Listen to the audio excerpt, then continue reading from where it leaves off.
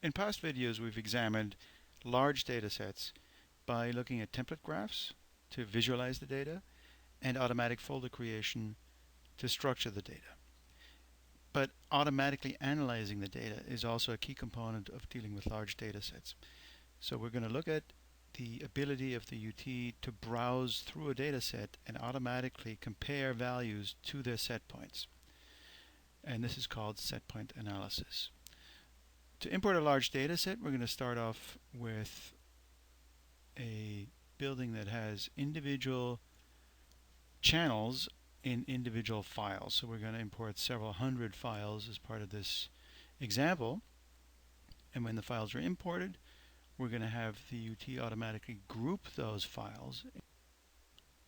Okay, so now that the data is imported, there are actually probably more than a few hundred, there maybe even a few thousand data files in here. So what we'll do is go to the folder creation menu, the same that we saw in an earlier video, say new folders, and there are actually a different number of families of terminals in here. Some are single duct, some are dual duct, and the dual duct terminals start with the word DEV for device and then 4 digits. So as we saw earlier, the way to filter those out is to say DEV. I'm going to start first of all again by making a family of dual duct zones. Those will all get captured when I use the word DEV. I'll start there. There's a directory called DEV. I'm going to change that to dual duct terminals. And then within that folder, I'm going to look for device space and then 4 digits, which is \d, \d, \d 4 times. And there's the UT recognizing the individual numbers. And there we go. So here are the various VAV terminals broken out. There are probably a couple hundred of those. And analyzing which ones are the good performers and which ones are the bad performers is the intent of the setpoint analysis. With template graphs, I can look at them, but looking through a couple of hundred terminals and their performance is a laborious task. So I'd like the UT to figure out for me which ones perform well, which ones perform badly, and then I can look at the ones that perform badly by hand and maybe print them out or do a further analysis.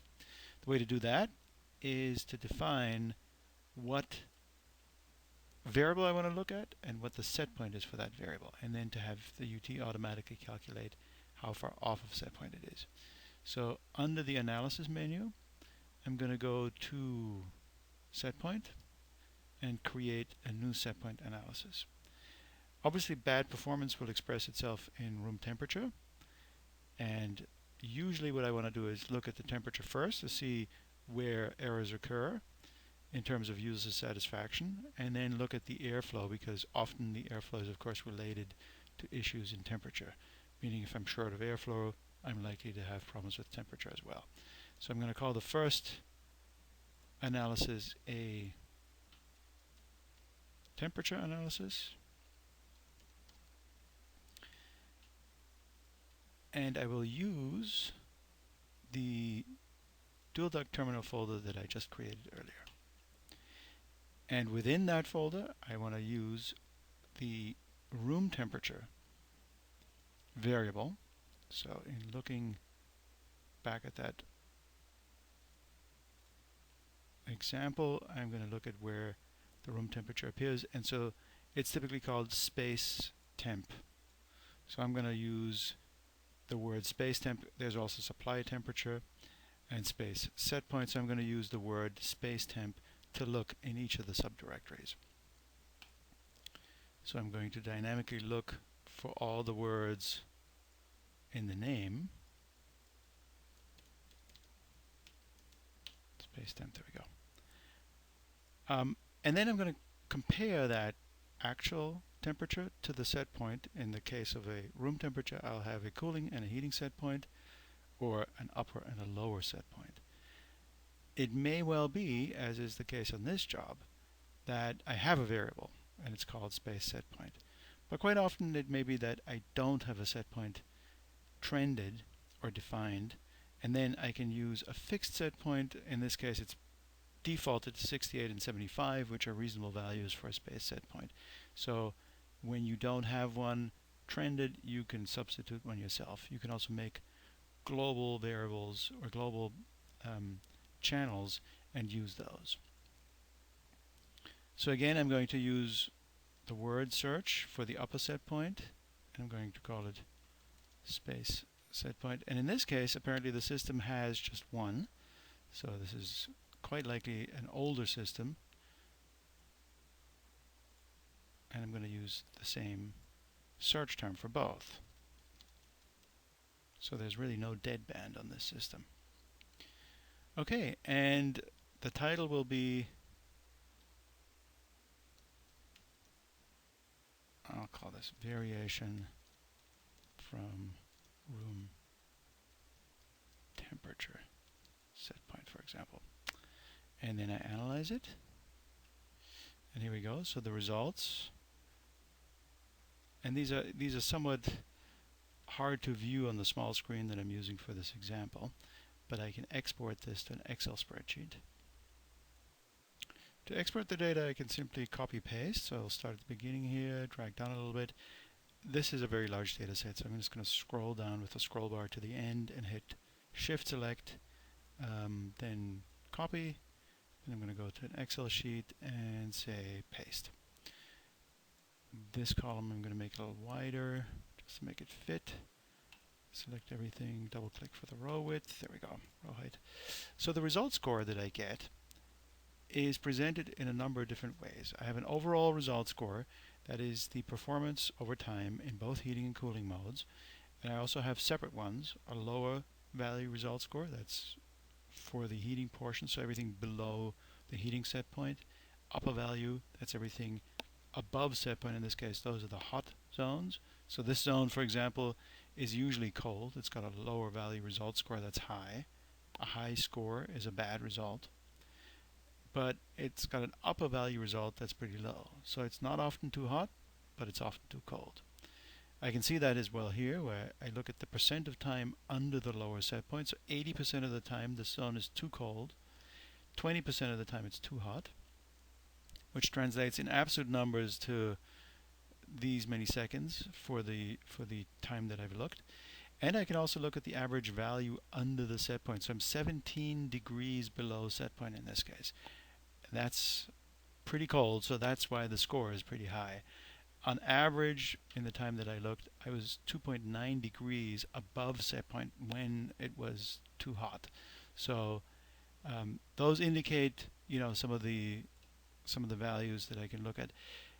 Sorting for these, I can use standard Excel commands like filter, and now I can look at the overall worst zone by sorting largest to smallest. So this is the largest overall score, or in case I want to look, for example, for the hottest zones, I can instead sort this from smallest to largest, and then I get a different zone. But let's start with the overall worst score, which will be device 5221. So we're going to go back to the UT to take a look at zone 5221 using our template charts, and I've made one before in a previous video, DDVAV chart. I'm going to open that and direct it toward 5221. It's currently looking at 5106. So I'm going to scroll down here and look at 5221 instead.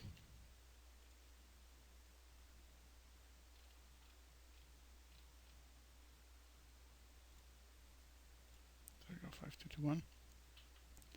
Now the air volume is shown in dark blue here at the top,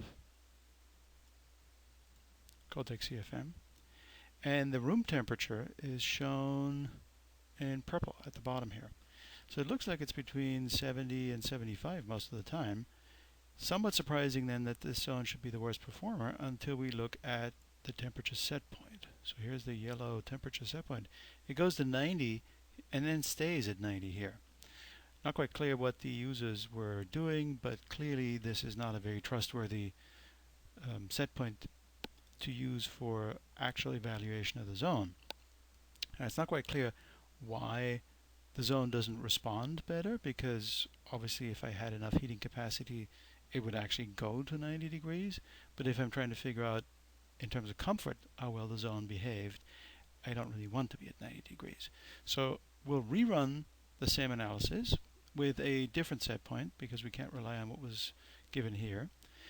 And in addition, we'll take out areas where the zone temperature is very high, as it is here, for example, because we're at the end of the day. This looks like it's 6:30 p.m. roughly, and so it's getting to 77 degrees, but we should probably be scheduled off at that point. We can see the air volume going down, so clearly the central system may be off. So what we're going to do is add a time schedule to take out nighttime periods and weekends and override the set point. We'll do that in the next video.